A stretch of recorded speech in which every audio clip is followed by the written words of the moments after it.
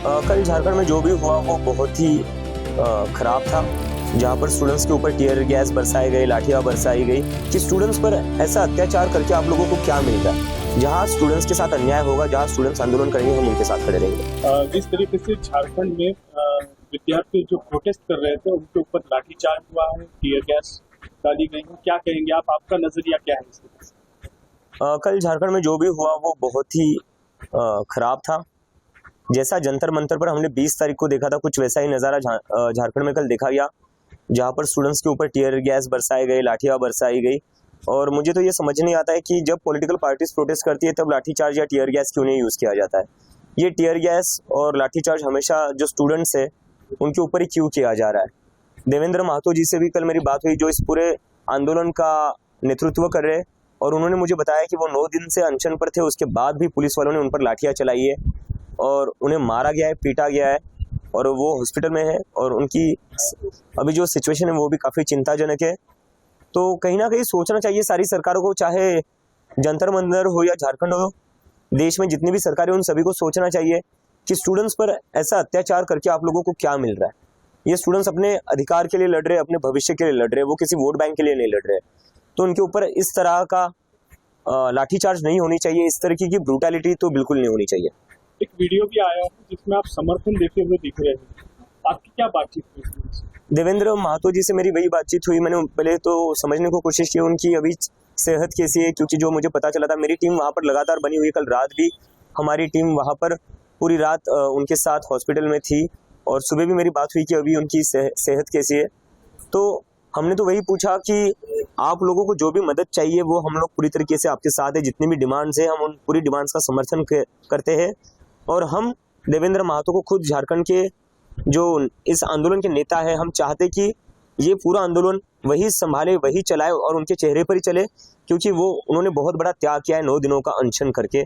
तो उनके लिए जो भी करना पड़े हम पूरी तरह करेंगे, उनके आंदोलन को मजबूत करने के लिए जो भी करना पड़ेगा वो हम करेंगे। समाज के काफी स्तर से सवाल हो रहा है कि अभिषेक किशोर और उनकी टीम रांची कब जाएगी, झारखंड कब जाने वाली? टीम तो जा चुकी है, हमारी टीम वहां पर है। और जैसा कि मैंने थोड़ी देर पहले कहा, इस मूवमेंट के जो लीडर है वो देवेंद्र महतो है, जो 9 दिनों से अनशन पर है। लेकिन आप कब जाएंगे, ये सवाल काफी उठ रहा है। नहीं, मैं उसी पर आ रहा हूँ। हमारी टीम वहां पर जा चुकी है, हमारे लोग वहां पर लगातार काम कर रहे हैं उस आंदोलन को मजबूत करने के लिए। अभी हम नहीं चाहते कि देवेंद्र महतो से फोकस हटे, हमारा पूरा समर्थन है। इम्पोर्टेंट क्या है, क्या हम उस लड़ाई में उनका साथ दे रहे या नहीं दे रहे, हम वो पूरी तरह दे रहे हैं। मैं लगातार टच में हूँ झारखंड में जो स्टूडेंट्स है उनसे। हमारी टीम वहां पर लगातार काम कर रही है। कल देवेंद्र महतो जी को संसद में जब वो जा रहे थे तब हमारी टीम उनके साथ कंधे से कंधा मिलाकर चल रही थी। तो उनको मजबूत करना हमारा काम है सर, वहां जाकर अपना चेहरा चमकाना हमारा काम नहीं, उनको मजबूत करना हमारा काम है। उमर खालिद की कल एक बुक लॉन्च हुई है जिसका नाम है backward communities, Adivasi histories the politics of power. तो उसके बारे में क्या कहेंगे आप? क्या आप पढ़ने वाले हैं बुक? मौका मिलेगा तो जरूर पढ़ूंगा, क्योंकि अगर आदिवासियों की बात हो रही है, फ्रैक्चर्ड कम्युनिटीज की बात हो रही है, मार्जिनलाइज्ड कम्युनिटीज की बात हो रही है, तो मुझे लगता है तो हम सभी को उसके बारे में पढ़ना चाहिए। आपको क्या लगता है आदिवासी कम्युनिटीज के बारे में आप क्या कहना? नहीं, मुझे तो लगता है कि कहीं ना कहीं इतने 80 सालों के बाद भी, जैसा मैं अभी थोड़ी देर पहले कह रहा था कि 80 सालों के बाद भी हमारे जो गांव के स्कूल है या हमारे जो गांव है वो आज भी बहुत पिछड़े हुए हैं। और उसमें अगर हम देखा जाए तो सबसे ज्यादा अन्याय किन लोगों के साथ हुआ है? आदिवासी लोगों के साथ हुआ है, क्योंकि उनके जो जंगल होता है, जमीन होती है, वो छीनी जाती है। उसके बदले में उन्हें क्या मिलता है? उसके बदले में उन्हें कुछ नहीं मिलता है। बड़े बड़े बिजनेसमैन जो होते हैं उनको फायदा पहुंचाने के लिए उनसे जंगल जमीन को आप लोग उनसे छीन लेते हो, लेकिन बदले में उन्हें क्या देते हो? तो आदिवासियों का अधिकार कहीं ना कहीं मारा जा रहा है, और उनके बच्चों को कहीं ना कहीं हम लोग एक सिक्योर्ड फ्यूचर देने में फेल हो चुके हैं एज अ सोसाइटी। और हम कहीं ना कहीं उनको अपने जो एक मॉडर्न इंडिया है उसमें भी हम उनको जगह नहीं दे पाए अभी तक। तो हमें लगता है कि उनको इंक्लूड करना चाहिए, उन्हें आगे बढ़ाने में मदद करनी चाहिए, ना कि उनको अलग रखना चाहिए, क्योंकि अभी भी उनको अलग रखा जाता है। 15 अगस्त के लिए आपने एक वीडियो जारी किया है जिसमें सरकारी स्कूलों की खस्ता हालत पर आपने बात की, एजुकेशन सिस्टम पे आपने सवाल उठाए, क्या कहेंगे आप?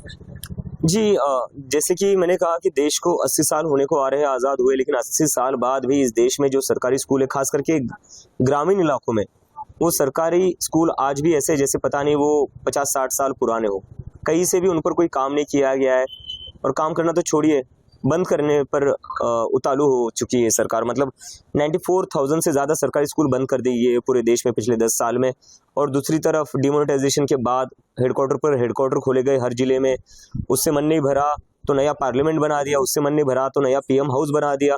लेकिन जो गांव में बच्चे हैं किसानों और मजदूरों के लिए, उनके लिए ऐसे स्कूल क्यों नहीं बना पाए जिस एक्साइटमेंट से आपने पार्लियामेंट, पीएम हाउस, हेडक्वार्टर्स बना दिए?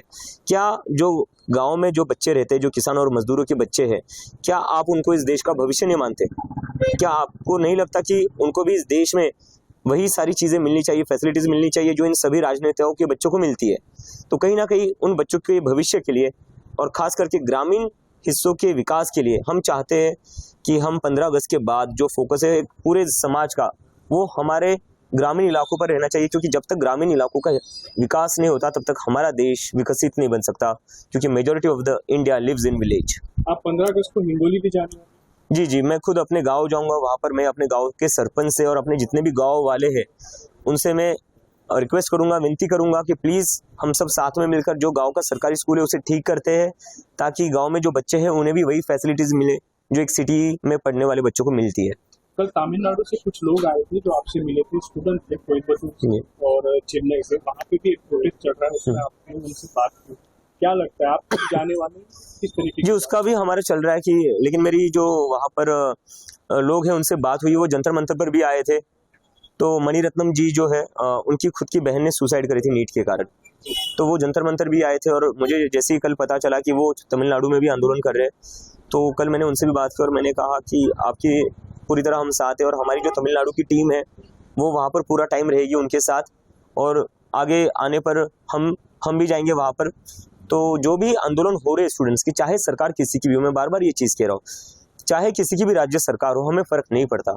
जहाँ स्टूडेंट्स के साथ अन्याय होगा, जहाँ स्टूडेंट्स आंदोलन करेंगे, हम उनके साथ खड़े रहेंगे। परसिमन बिल आने वाला और कहीं ना कहीं डेमोक्रेसी को उस हिसाब से लोगों की आशंका है कि उससे खतरा होने वाला है परसिमन बिल पास होने पर। उसके ऊपर आप क्या कहेंगे, आप किस तरीके से देखते हैं? मुझे लगता है कि जो 2024 में मेजोरिटी के नीचे सीटें आई है, उसके बाद जानबूझकर कुछ ऐसे चीज़ें की जा रही है कि किस तरह मेजोरिटी सिक्योर कर सके, तो उस पर तो मैं अभी यही कहूँगा। खबरों की रणभूमि में यहाँ शोर नहीं, सोच लड़ती है, जहां शब्द नहीं फैक्ट्स वार करते हैं और हर सवाल खोलता है सच की नई परत।